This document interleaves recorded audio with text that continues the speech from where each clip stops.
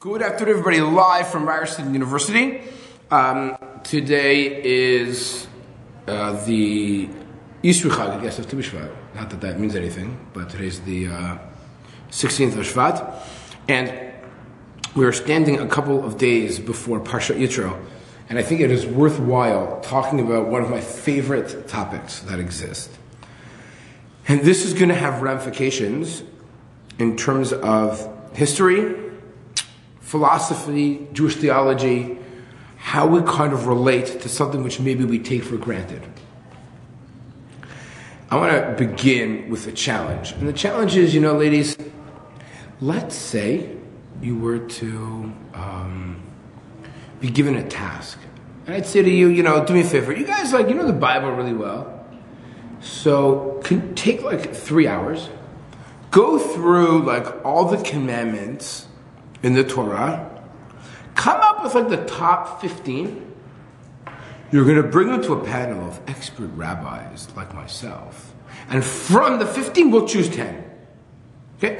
What would be included in that 15? Meaning, you guys do the first, it's like resumes, you take the 613 applicants, lower it down to 15, and bring me the top 15 applicants. Then I'll decide which, the 10, who should fill the 10 positions. Okay? Now, if I was a really nice guy, I'd say, do me a favor, just choose the 10 applicants yourself, don't leave me alone. Right? I could do that, but I'm being very power-driven here. Okay? And I want control. So, my question is, look at these 10 that were selected. It's very odd. I'll give you an example. What's the first one? Take a look in front of you at Pasuk Bet. Anochi Hashem Elokecha. I am the Lord your God that took you out of Egypt, from the house of bondage. That's the first Dibra. It's pretty powerful, bold. Is that a commandment? Not really.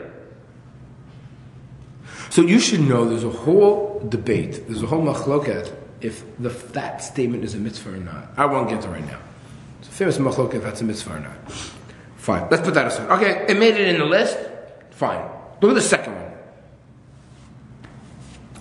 Lo yeh lecha elohim achirim al panai. Don't have any other foreign gods. Wait a second. Isn't that just a repetition of one just said in the negative? If you need to distill, and you want to try to encapsulate and cover as much ground as you can, as many principles as you can, you don't have time to repeat. You're writing a précis, right? In English literature.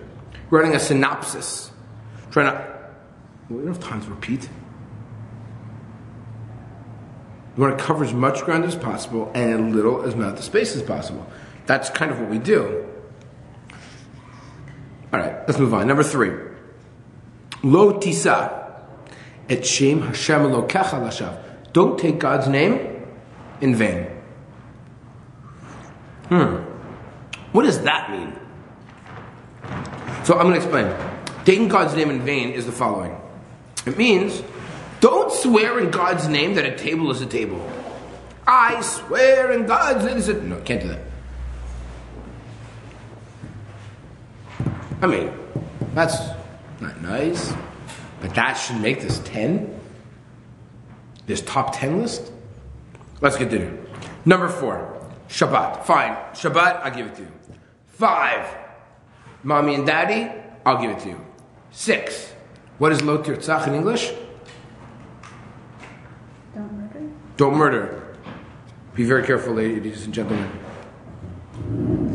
The King James translation of the Bible translated Lo Tirtzach as...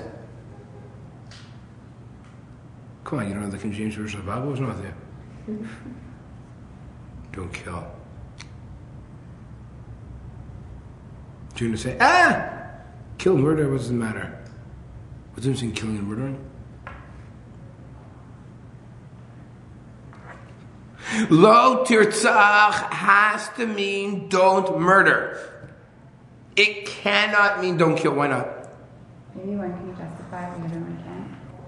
Murder is unethical killing.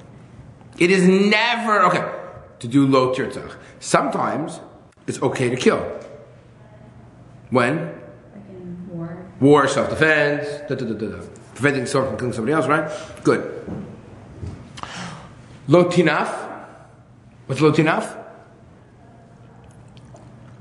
What's ni'uf? Adultery. We don't like that. Right? Husband, wife, keep it the way it is. Don't go extraneous relationships. Lo tignov. What's lo tignov? Okay, careful. Chazal understood lo tignov to mean not don't steal, don't kidnap. So it makes a big difference. Next one. Lo ta'neh v'reacha et shaker.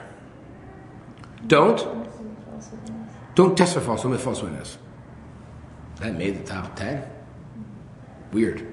Next. Lo tachmod.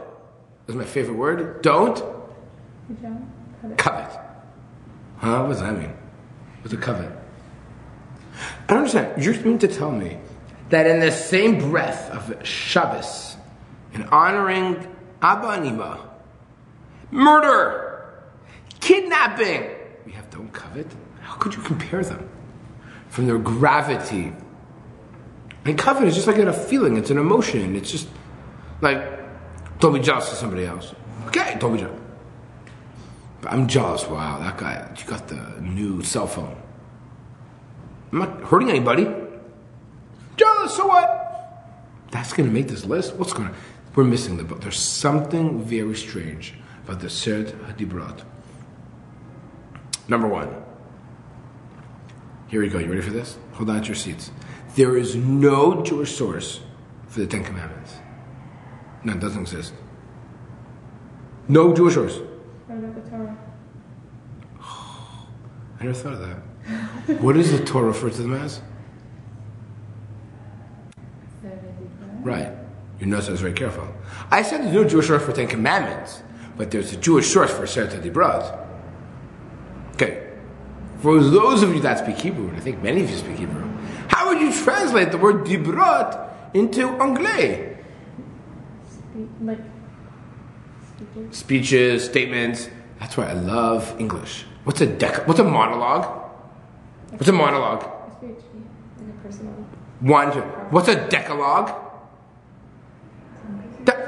That's why this is called the Decalogue, which is a much more precise translation. There's 10 speeches. Deca-log. Now, Chazal said there's probably about 13 mitzvot here. Where do we get this idea that there's 10 commandments? Where did the idea come from?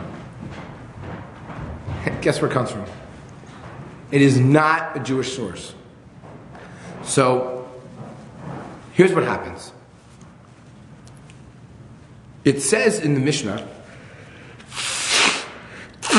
that before reciting the Shema every day in the temple, before reciting Shema in the Beis HaMikdash, they'd read the Seret HaDibrot.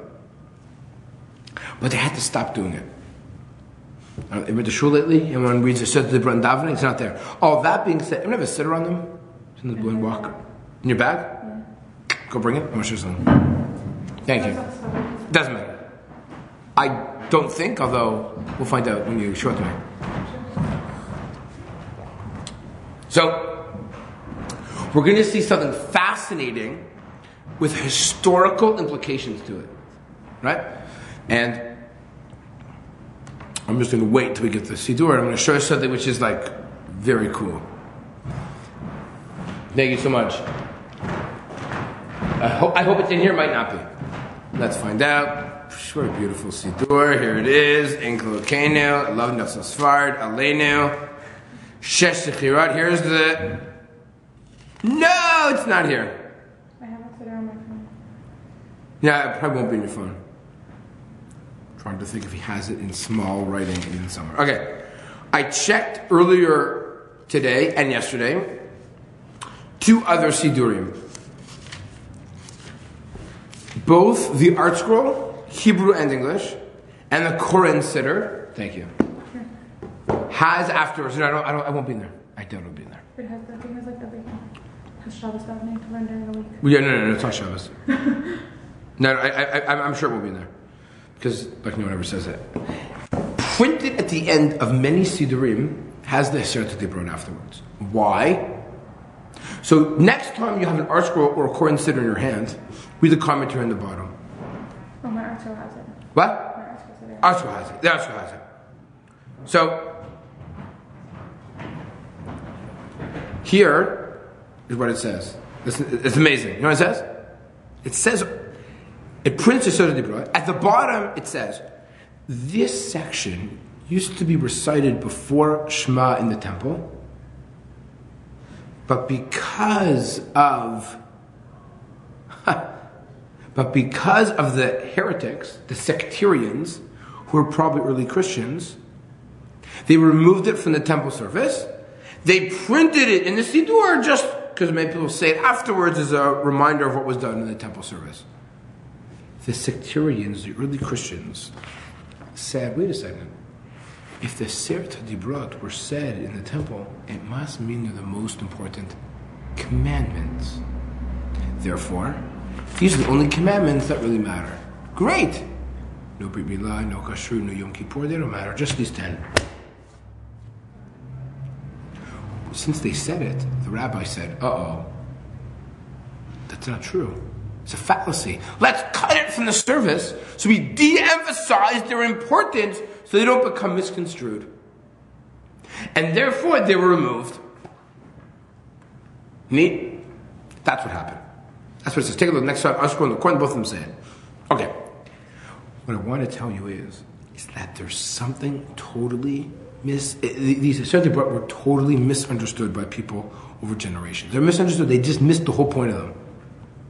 I'll give you an example of somebody else who misses the point. Anybody sing at the end of the Seder, who knows one? Do you guys do it in English or in Hebrew? English? Excellent. Both? English, Hebrew? Hebrew? Both? French? Okay. Can someone tell me, when they ask the question, in English, the English, who knows two? We know two. Two are the? No, that's Hebrew. Don't tell me you say Aseret Dibrot. That's English. What's the Hebrew? Two are the? Two are the tablets that Moshe brought. Two are the tablets of Moshe. Look what it does. The English turns Moses into a pharmacist, dispensing tablets to the Jewish people. Like, I feel, you want a Tylenol? He's dispensing tablets. What's going on here? It's a good joke, huh? Yeah. Right? The Hebrew is beautiful. Not that you're surprised. Here we go. English. Two are the tablets that Moshe brought. Hebrew. Shnei Luchot Habrit. Luchos Habrit. Totally different. Look what you could. Translation of two tablets. Moshe the pharmacist, white coat, right? No. These are the Luchot. Fine, tablets, I get it. But it's a brit. They're covenantal. There is something covenantal about what's here on your piece of paper. Not the top 10 commandments, not the most important commandments. There's something covenantal. There's something here that shows a relationship. There's something which is of so great importance. Significance doesn't mean they're better. They're thematic. There's a theme to these that we need to appreciate. And if we can understand their theme, we can appreciate their covenant. We can appreciate why they were said in the Beit HaMikdash in the morning. We can see why they're giving a sense of significance. So that's our job.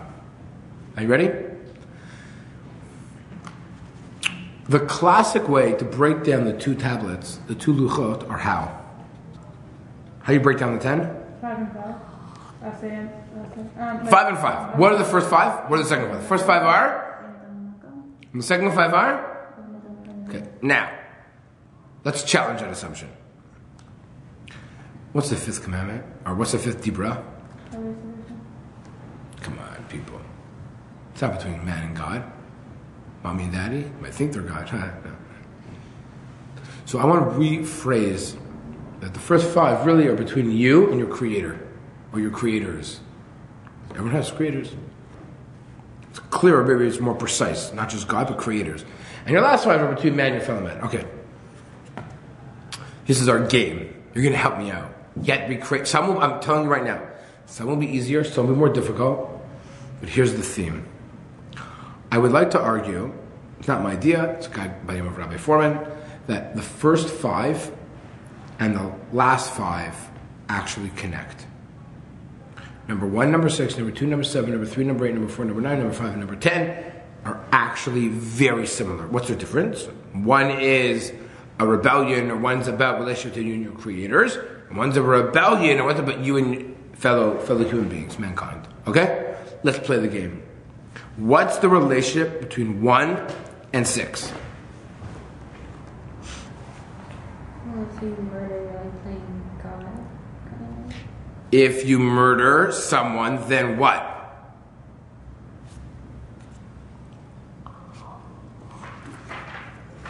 If you want to rebel against God's existence, can you murder God? No. What's the greatest rebellion against God? Murder. What? Murder a person? Could be, but just for God for now. Forget people. Not recognizing His existence. Right? Failure. The greatest rebellion against God is not doing it. Shem Elokecha. Right? What's the greatest rebellion against a fellow human being? Murder. Murdering them. La tirtzach. I don't value you. Now, there's something else that's important. Why can't you murder somebody? It says in the Torah, Shofech dam adam, b'damo yishafech, ki b'tzelem Elokim barat adam. Murdering a person is like murdering God. You cannot commit murder because every human has Tzelem Elokim. Oh, that's connected to number 1. So rebellion against God is failure to recognize Anochi Hashem. Rebellion against a human is murder. Okay. Let's see. You guys should be able to get this. This is Ryerson. 2 and 7. What's the connection?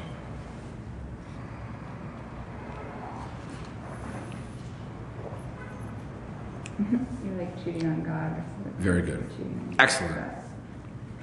No foreign gods, no moonlighting, no foreign women, no foreign men. Lo tinaf. Lo tinaf is this. By the way, even English is the same word. Idolatry and adultery. Don't be an idol worshiper and don't be an adulterer. Right? It's the same English. It kind of works out. That's a fluke because it's English. Okay? So again, rebellion against God, don't take foreign gods, because remember, ultimately, the relationship between husband and wife is that ideal relationship between people. That's clear from Tanakh. Next, my lines weren't exactly correct on the printout, so I apologize. Lo tisa, again, don't take God's name in vain, is connected to Lo tignov. How do we do that? This is hard. If I kidnap somebody, what essentially am I doing to them? I pick up George, I sell him, I ship him out, take him away. What am I doing to him? You're not treating him as an equal. I'm not treating him as an equal. I'm turning him into a commodity. Right? You're not a person. You are something that can be bought and sold just like a chair. Just like a bar of gold. You're a person. You're a commodity. So I can kidnap you. You lose your aspect that's human, and I transform you into something which could turn into an object. I objectify you. I don't recognize your value as a human being. Instead, I buy you, sell you, trade you, whatever I want to do, kidnap you. What about lo tisas? What about taking God's name in vain? I'm objectifying God. I'm not using God's name as anything special, sacred. I'm mundane. This chair is a chair. And I use God's name. I swear on God's name. I'm not using God's. I'm objectifying it. I'm turning to a commodity. I'm demeaning it. I'm transforming it. Something which is special and unique to something mundane and so. Okay. This one, I think you'll be able to get. 4 and 9. Shabbat, testifying falsely. Isn't Shabbos, isn't it? By keeping Shabbat, what are you doing? You're testifying that God created the world. Failure to keep Shabbat, you don't recognize that God created the world. Creating the world is one of the most hidden things that God did. That's written many, many times in the Torah. And what happens if I swear falsely against you? And I say, Steve, you did not loan someone money. I swear that you did not do that. Or, I saw you commit murder. You did not lend that person the money. You owe that person money. If I testify falsely against somebody, I'm saying their actions, they're not their actions. They claim they did A, I'm saying they did B. They claim they did B, I'm saying they did A. What they did in their actions is of insignificance. I can manipulate it, I can alter it, I can change it. By saying that God didn't create the world, I don't keep Shabbat, that means that what God did, He didn't do. By keeping Shabbat, we say that God's created the world. That God's action, God's being, God's ma'asim are true. By testifying falsely against somebody, I'm manipulating what they did, where they were, what they accomplished. Right? I'm manipulating that because I'm testifying falsely, testifying against what they did. There's a need, it's the same idea. And keeping Shabbat is testifying God's creation of the world. What about 5 and 10? If I go to somebody and I say, oh wow, I covet, I want your wife, I want your Lamborghini, I want your job, I want your kids. What essentially am I saying? You don't want your own life. I don't want my own life. I want their life. If you're not happy with who you are and you want to be somebody else, who's that a rebellion against? Your parents. Because your parents, again, generally speaking, place you against your will in this social economic status in life. I'm not saying you can't get out of it. I'm not saying you can't change it. Of course you can. But if you blame, something on somebody, well, why couldn't I be the child of a multi-billionaire? If only this, right? So what I think the idea here is that the Sirta Dibrot are telling us a couple of things that are very, very, very fundamental. One, the first 5 and the last 5 are parallel. Meaning, if you want to have a relationship with God, you want to have the Chut Brit, it's not just between God and you. It's between you and fellow human beings. And they're equal, they're parallel, they're connected, they're related, there's a nexus, a relationship, they play off each other. One isn't more important or less important than the other, they're literally connected. Rebelling against one is connected, rebelling against the other on both sides of the equation. And then I think what you have here, which is really neat, is that what is the ultimate theme of the entire 10? Meaning, what are they all kind of standing on, resting on, based on? Anochi Hashem Elokecha. If you don't have Anochi Hashem Elokecha, nothing else makes sense. The murder is legit. There's no sanctity to human beings. They can be manipulated, they can be bought, they can be sold. You can cheat on relationships, you can testify falsely against them. But the moment there's this Anochi, then everything else kind of falls into place. And by the way, if we remember that God is the boss, that God is the creator, God is the assistant, don't take foreign guards, don't take foreign wives. But everything kind of folds into each other. Right? And that, I think, is why this is so covenantal. Because the luchot are coming as a brit, and as a contract. To remind us, who do we work for? What are we here for? What's the purpose? It comes down primarily to, I think, these ideas of Anochi Hashem Elokecha. If God can declare, I'm God, and by the way, look what I did. Someone wanted to argue with me before when I was at U of T. Someone wanted to say, this is a contract. I'm like, a contract? This is like imposed, right? No. Oh, because took you out of Egypt, now do X, Y, and Z. No, this is a covenant. There's a relationship here. I did something, I took you out of bondage, I took you out of Egypt. And now what's happening is that you need to understand your responsibility, your job, your purpose. And then what can happen? We'll give you the rest. We'll give you more mitzvah, more, fine. But this is so important to remember this Anochi, and who you are, and what you stand for, and why people have significance, and why things matter. This is what the Luchot are all about. And that's why we house them in the Aron. Even the broken Luchot have value.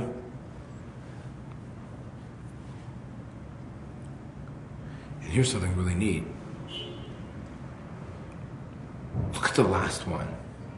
Lo tachmod. Don't covet. It's not just about your actions. The purpose of being part of Mamalachet Kohanim and Goy Kadosh, being part of the singular nation, holy nation, it's not just that you're not going to kidnap people, that you're just not going to murder people, not just that you're going to keep Shabbat, but it's also going to impact on the way you think and the way you feel. That's called Lo Tachmod. There's an amazing Ibn Ezra, which I should have brought you. Ibn Ezra says, wow, why is Lo Tachmod in this list? He doesn't quite say it like that, he implies it. Lo Tachmod, don't covet, is like Shabbos? Murder? Are you kidding me? Don't get me wrong, but Lo Tachmod, he says no. From here we learn an important principle. The purpose of the Torah is to affect the way you think and the way you feel, to create sensitivity. It should be that you should see someone and their wife and their Lamborghini and their kid and say, you know what? I'm happy for what they have. That's their life. I have my life. God, why? Because God created me for a purpose and for a mission, and I do what I need to do. They need to do what they need to do. Don't mesh on other people's affairs. Don't try and stir the pot. Lo Tachmod means that the purpose of the Torah is that it's supposed to have, you want to have this relationship, you want to have this covenant between God and the Jewish people. God is interested in not just what you do, but how you think and how you feel. That's how transformative we're going here. I'm not just interested in robotic action. I'm interested in, and hopefully, that you can get to a point of, you won't even have Lo Tachmod, you're not going to covet. It's going to have such an effect on you that you'll be so happy with your parents, who you are and what you have. So it's not, so Lo Tachmod, yes, it's the exception that proves the rule. Right? It proves the rule from the sense that we also have to understand the purpose. There's a famous Rav Moshe Feinstein, I think it was 3 siyums ago.